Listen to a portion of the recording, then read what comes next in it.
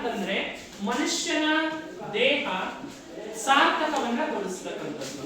ಹೇಗೆ ಸಾರ್ಥಕ ಅಂದ್ರೆ ಏನು? ಮೋಕ್ಷ ಸಂಪಾದನೆ ಮಾಡೋದು. ಮೋಕ್ಷ ಸಂಪಾದನೆ ಮಾಡುವಂತ ಬಗೆ ಹೇಗೆ ಮಾಡಬಹುದು? ಸತ್ಕರ್ಮಗಳನ್ನ ಮಾಡೋದು, ಧರ್ಮದಿಂದ ನಡೆಯೋದು, ಹೌದಾ? ದಾನ ಧರ್ಮವನ್ನ ಕೊಡ್ತಕ್ಕಂಥದ್ದು.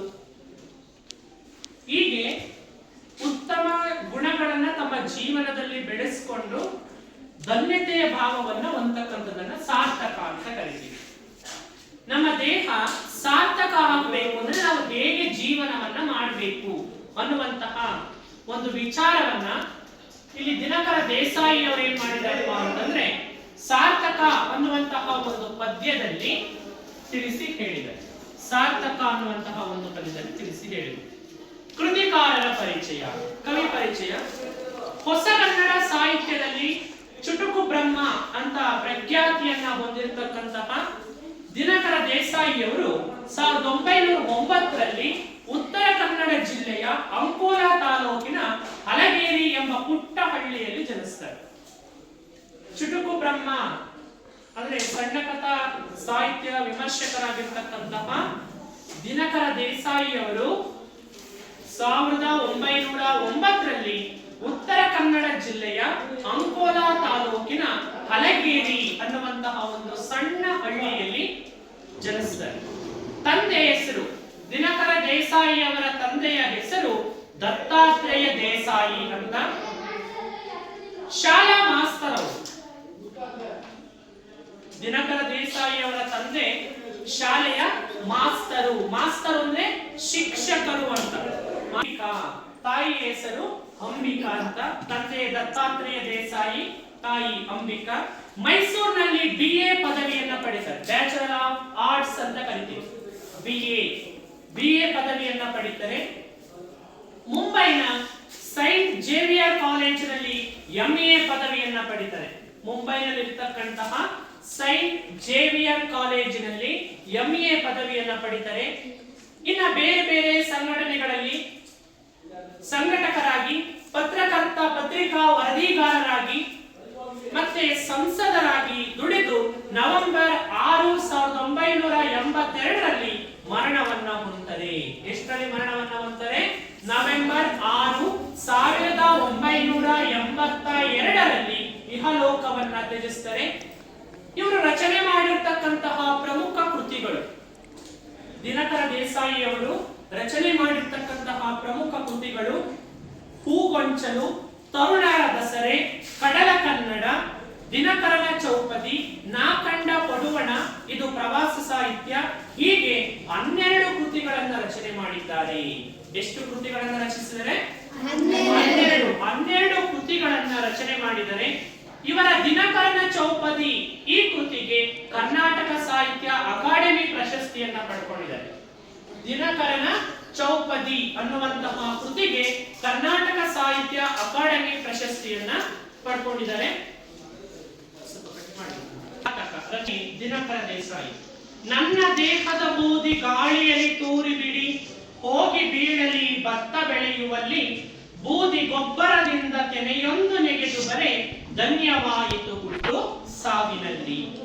ನನ್ನ ದೇಹದ ಬೂದಿ ಹೊಳೆಯಲ್ಲಿ ಹರಿಯಬಿಡಿ, ತೇಲಿ ಬೀಳಲಿ ಮೀನ ಬಾಯಿಯಲ್ಲಿ, ಮುಷ್ಟಿ ಬೂದಿಯ ತಿಂದು ಪುಷ್ಟವಾಗಲು ಮೀನು, ಧನ್ಯವಾಯಿತು ಹುಟ್ಟು ಸಾವಿನಲ್ಲಿ.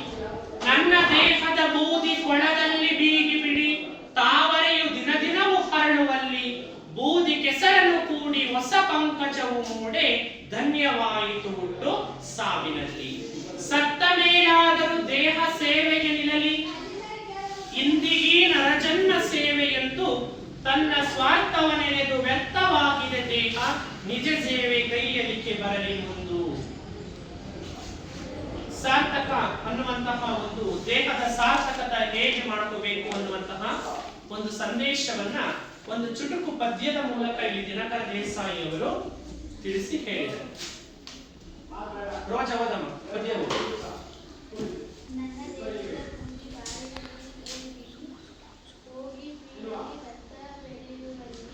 ಜೋರಾಗಿ ಹೇಳ್ಬೇಕು.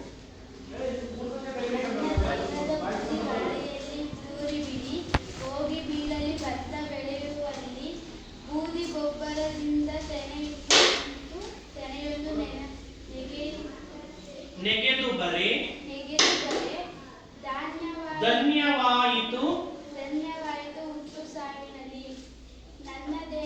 ಬೂದಿ ಹೊಳೆಯಲ್ಲಿ ಹರಿದು ಬಿಡಿ, ತೇಲಿ ಹೋಗಲಿ ಮೀನಿನ ಬಾಯಿ, ತೇಲಿ ಬೀಳಲಿ ಮೀನ ಬಾಯಿಯಲ್ಲಿ, ತೇಲಿ ಬೀಳಲಿ ಮೀನ ಬಾಯಲ್ಲಿ, ಮುಷ್ಟಿ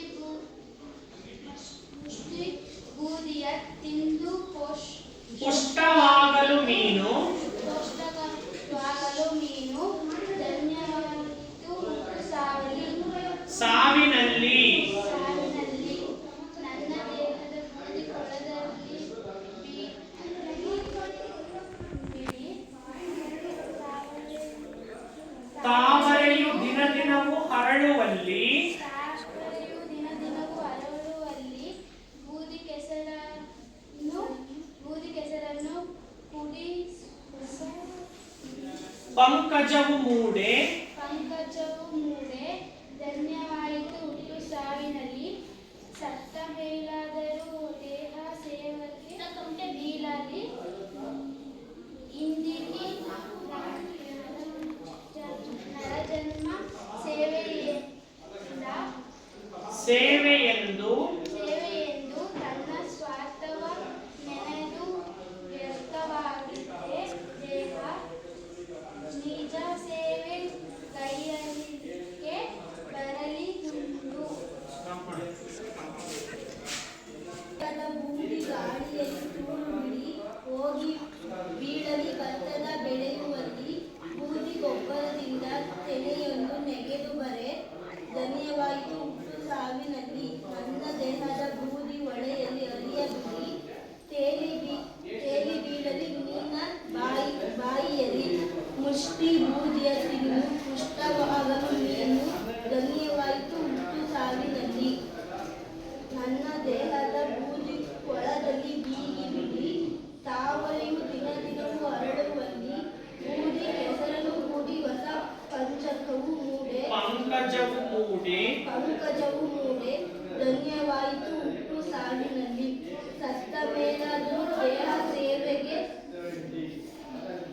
ನಿಲ್ಲಲಿ, ಇಂದಿಗೆ ನರಜನ್ಮ ಸೇವೆಯೆಂದು ತನ್ನ ಸ್ವಾರ್ಥವ ನೆನೆದು ವ್ಯರ್ಥವಾಗಿದೆ ದೇಹ, ನಿಜ ಸೇವೆ ಗೈಯಲಿಗೆ ಬರಲಿ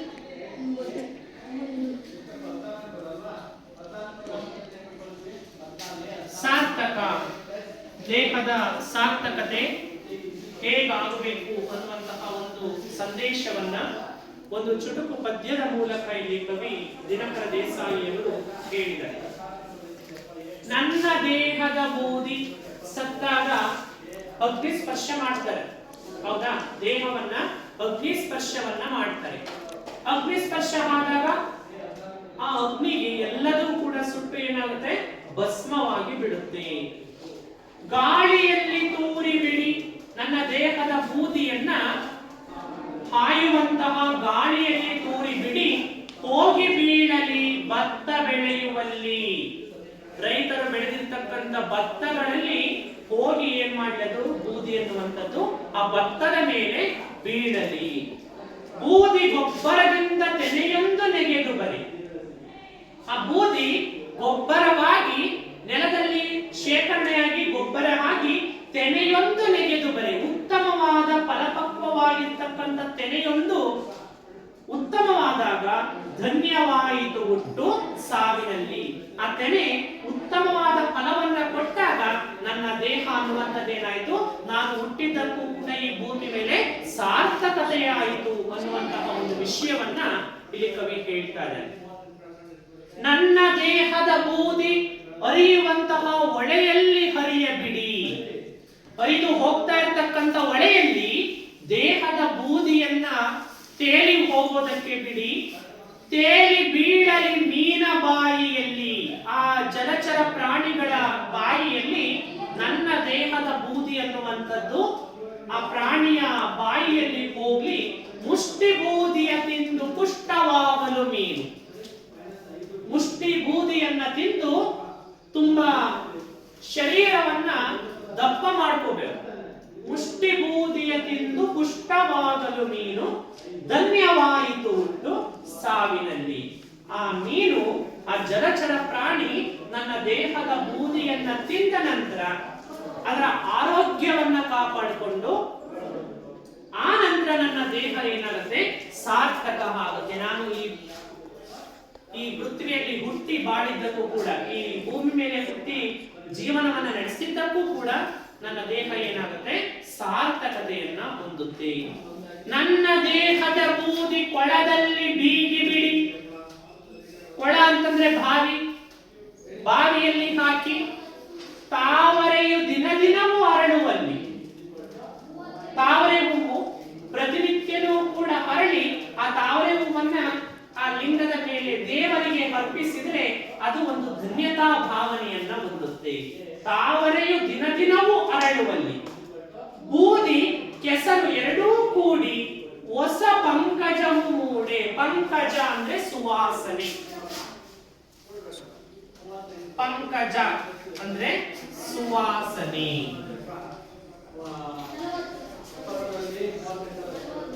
ಬೂದಿ ಕೆಸರು ಎರಡೂ ಕೂಡ ಒಗ್ಗಟ್ಟಾಗಿ, ಬೂದಿ ಮತ್ತೆ ದೇಹದ ಬೂದಿ ಮತ್ತೆ ಅಲ್ಲಿ ಇರ್ತಕ್ಕಂಥ ಕೆಸರು ಎರಡೂ ಕೂಡ ಕೂಡಿ ಹೊಸ ಪಂಕಜವು ಮೂಡೆ. ಪಂಕಜ ಅಂದ್ರೆ ಸುವಾಸನೆ, ಸುವಾಸನೆ ಮೂಡಿ ಧನ್ಯವಾಯಿತು ಹುಟ್ಟು ಸಾವಿನಲ್ಲಿ.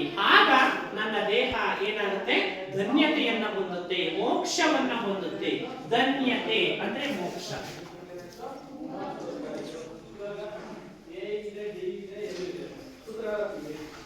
ಧನ್ಯತೆ ಅಂದ್ರೆ ಮೋಕ್ಷ, ಧನ್ಯತೆಯನ್ನ ಹೊಂದುತ್ತೆ. ಅವಾಗ ನನ್ನ ಜೀವನ ಸಾರ್ಥಕ ಆಯಿತು ಅಂತ ಹೇಳ್ತಾರೆ. ಸತ್ತ ಮೇಲಾದರೂ ದೇಹ ಸೇವೆಗೆ ನಿಲ್ಲಲಿ. ಇದ್ದಾಗಲೂ ಸೇವೆ ಮಾಡಬೇಕು, ಸತ್ತ ಮೇಲಾದ್ರೂ ಕೂಡ ದೇಹ ಏನಾಗಬೇಕು ಬೇರೆ ಬೇರೆ ವಿಷಯಗಳ ಮೇಲೆ ಸೇವೆಯನ್ನ ಮಾಡಬೇಕು. ಸತ್ತ ಮೇಲಾದರೂ ದೇಹ ಸೇವೆಗೆ ನಿಲ್ಲಲಿ. ಯಾವ್ದಾದ್ರು ಒಂದು ಸೇವೆ, ಸೇವೆ ಅಂತಂದ್ರೆ ಕೆಲಸ, ಸೇವೆ ಅಂದ್ರೆ ಉಪಚಾರ ಅಥವಾ ಕೆಲಸ. ಸತ್ತ ಮೇಲಾದರೂ ದೇಹ ಸೇವೆಗೆ ನಿಲ್ಲಲಿ. ಇಂದಿಗಿ ನರಜನ್ಮ ಸೇವೆ ಎಂದು. ನರಜನ್ಮ ಅಂದ್ರೆ ಮನುಷ್ಯ ಜನ್ಮ.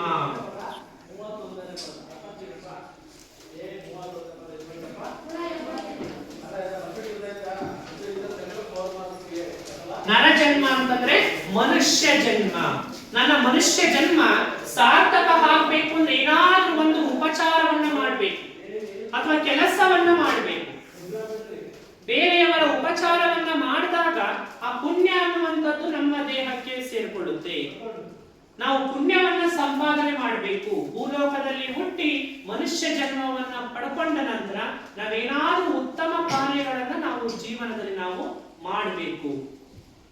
ತನ್ನ ಸ್ವಾರ್ಥವನೆನೆದು ವ್ಯರ್ಥವಾಗಿದೆ ದೇಹ. ಇರುವವರೆಗೂ ಕೂಡ ನಾನು, ನಂದು, ಇದೆಲ್ಲದೂ ಕೂಡ ನಂದೇ ಅನ್ನುವಂತಹ ಭಾವನೆ ನಮ್ಮಲ್ಲಿರುತ್ತೆ. ಆ ಸ್ವಾರ್ಥ ಭಾವನೆಯನ್ನ ಏನ್ ಮಾಡ್ಬೇಕು, ಮೊದಲು ಹೋಗಲಾಡಿಸ್ಬೇಕು. ಎಲ್ಲರೂ ಕೂಡ ಐಕ್ಯತಾ ಭಾವನೆಯಿಂದ ಜೀವನವನ್ನು ನಡೆಸಬೇಕು. ನಾವೆಲ್ಲರೂ ಕೂಡ ಒಂದು ಅನ್ನುವಂತಹ ಭಾವನೆ ನಮ್ಮಲ್ಲಿ ಬಂದಾಗ ಮಾತ್ರ ಸಮಾಜ ಏನಾಗುತ್ತೆ ಒಂದು ಧನ್ಯತಾ ಭಾವನೆಯನ್ನು ಹೊಂದುತ್ತೆ, ಒಂದು ಉತ್ತಮ ನಿಲುಗಟ್ಟನ್ನ ಕಾಣುತ್ತೆ, ನೆಲೆಯನ್ನ ಕಾಣುತ್ತೆ. ತನ್ನ ಸ್ವಾರ್ಥವನೆದು ವ್ಯರ್ಥವಾಗಿದೆ ದೇಹ, ನಿಜ ಸೇವೆಗೈಯಲಿಕ್ಕೆ ಬರಲಿ ಮುಂದು. ಬೇರೆಯವರಿಂದ ಕೇಳಿಸಿಕೊಳ್ಳದೆ ತಾನು ತಿಳ್ಕೊಂಡು ತಾನು ಅರಿತು ಮಾಡುವಂತಹ ಕೆಲಸ ಕಾರ್ಯಗಳೇನಿದ್ದಾವೆ ಅವುಗಳು ನಮಗೆ ಧನ್ಯತಾ ಭಾವನೆಯನ್ನ ಉಂಟು ಮಾಡುತ್ತೆ. ಬೇರೆಯವರಿಂದ ಹೇಳಿಸ್ಕೊಂಡು ಕೆಲಸ ಕಾರ್ಯಗಳನ್ನ ಮಾಡಿದ್ರೆ ಅದು ನಮಗೆ ಇಷ್ಟ ಇಲ್ಲದೆ ಇರ್ತಕ್ಕಂಥ ಕೆಲಸವನ್ನ ಮಾಡಬಹುದು. ನಮಗೆ ಇಷ್ಟನೇ ಇರಲ್ಲ ನಮಗೆ ಕೆಲಸ ಮಾಡೋದಕ್ಕೆ. ಅಂತಹ ಕೆಲಸವನ್ನ ಮಾಡಬಹುದು ನಮಗೆ ಕಡಚಾರ ಮಾಡ್ತೀವಿ, ಇಲ್ಲ ಬೇಕು ಅಂತ ಮಾಡಲ್ಲ, ಇಲ್ಲ ಬೇಡ ಅಂತಲೂ ಮಾಡಲ್ಲ. ಆ ರೀತಿ ಅರ್ಧ ಬರ್ಧ ಮಾಡಿ ಕೈ ಬಿಟ್ಟಿರ್ತೀವಿ. ನಮಗೆ ಇಷ್ಟ ಆಗಿದ್ದಾಗ, ನಮಗೆ ಆ ಕೆಲಸ ಮಾಡೋದಕ್ಕೆ ಪರಿಪೂರ್ಣತೆ ಇದ್ದಾಗ ಮಾತ್ರ ಯಾವುದೇ ಲೋಪವಿಲ್ಲದೆ ಪೂರ್ಣ ಪ್ರಮಾಣದಲ್ಲಿ ನಾವೇನ್ ಮಾಡ್ತೀವಿ, ಆ ಕೆಲಸವನ್ನ ನಿರ್ವಹಣೆ ಮಾಡಿ ಬರ್ತೀವಿ. ಅದಕ್ಕೆ ನಿಜ ಸೇವೆಗೈಯಲಿಕ್ಕೆ ಬರಲಿ ಮುಂದು. ಉತ್ತಮವಾದದ್ದನ್ನ ಸಾಧನೆ ಮಾಡಿ ಈ ಲೋಕದಲ್ಲಿ, ಭೂಲೋಕದಲ್ಲಿ ಸುಖವನ್ನ, ಮೋಕ್ಷವನ್ನ ಸಂಪಾದನೆ ಮಾಡಬೇಕು ಅಂತ ಇಲ್ಲಿ ದಿನಕರ ದೇಸಾಯಿ ಅವರು ತಮ್ಮ ಕಿರು ಗೀತೆಯ ಮೂಲಕ ಸಾರ್ಥಕವನ್ನ, ದೇಹದ ಸಾರ್ಥಕವನ್ನ ಹೇಗೆ ಮಾಡಬೇಕು ಅನ್ನುವಂತಹ ಒಂದು ಸಂದೇಶವನ್ನ ಇಲ್ಲಿ ಕವಿ ಹೇಳಿದ್ದಾರೆ. ಇಷ್ಟು ಸಾರ್ಥಕ. ಅರ್ಥ ಆಯ್ತಾ? ಅರ್ಥ ಆಯ್ತಾ? Yes, sir.